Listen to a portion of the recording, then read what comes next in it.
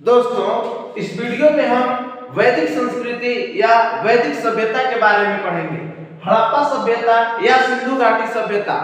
हड़प्पा सभ्यता को ही सिंधु घाटी सभ्यता कहते हैं।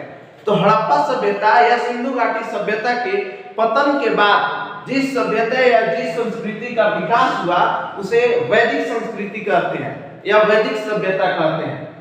वैदिक, वेद मतलब होता है ज्ञान।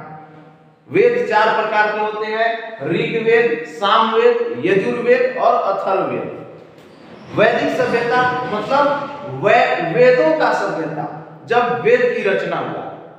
तो वेद मतलब ज्ञान होता है। वेद चार तरह के होते हैं: ऋग्वेद, सामवेद, यजुर्वेद और या अथर्ववेद। तो हम इसमें ऋग्वेद के बारे में कुछ जानेंगे। ऋग्वेद सबसे पुराना वेद है।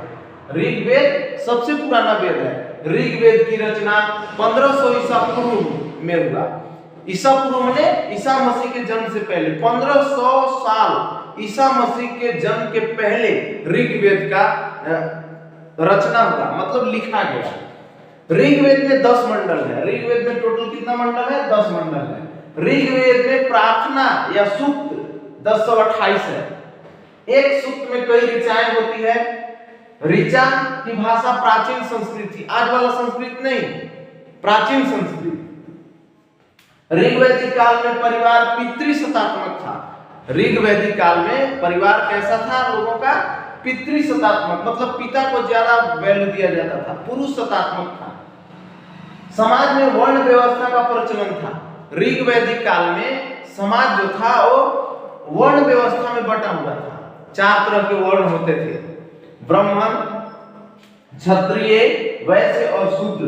ब्राह्मण जो वर्ण के लोग थे, ब्राह्मण वर्ण के लोग थे, वो पूजा पाठ और यज्ञ करवाते थे। क्षत्रिय युद्ध करते थे, लड़ाई झगड़ा करने वाले लोग, युद्ध करने वाले लोग क्षत्रिय कहलाते थे। ब्राह्मण जो थे वो पूजा पाठ और पढ़ाने का काम करते थे। वैश्य व्यापारी, धन अर्जित करते थे, पैसे कमाने का काम करते थे।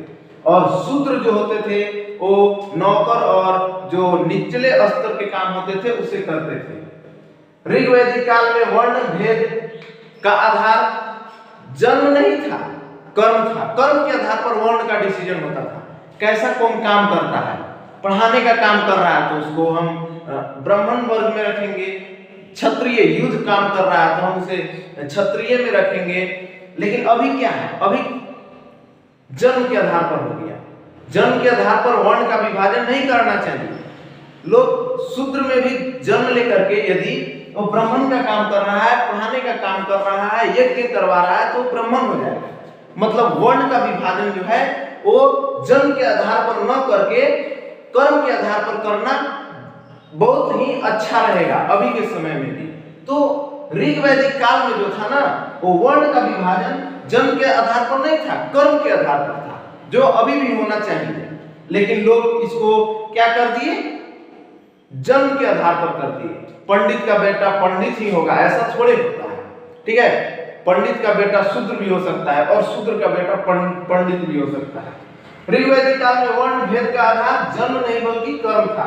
महिलाओं को सभी प्रकार के मौलिक अधिकार प्राप्त थे, जैसे खुद से जीवन साथी चुनने का अधिकार या कहीं व्यवसाय करने का अधिकार, पढ़ाई लिखाई करने का अधिकार। सभी प्रकार की महिलाओं को मौलिक अधिकार प्राप्त थे। लोग मौखिक शिक्षा प्राप्त करते थे।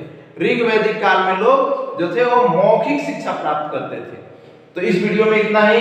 इसे स्क्रीनशॉट ले लीजिएगा और नेक्स्ट वीडियो इसी तरह का हम लाते रहेंगे।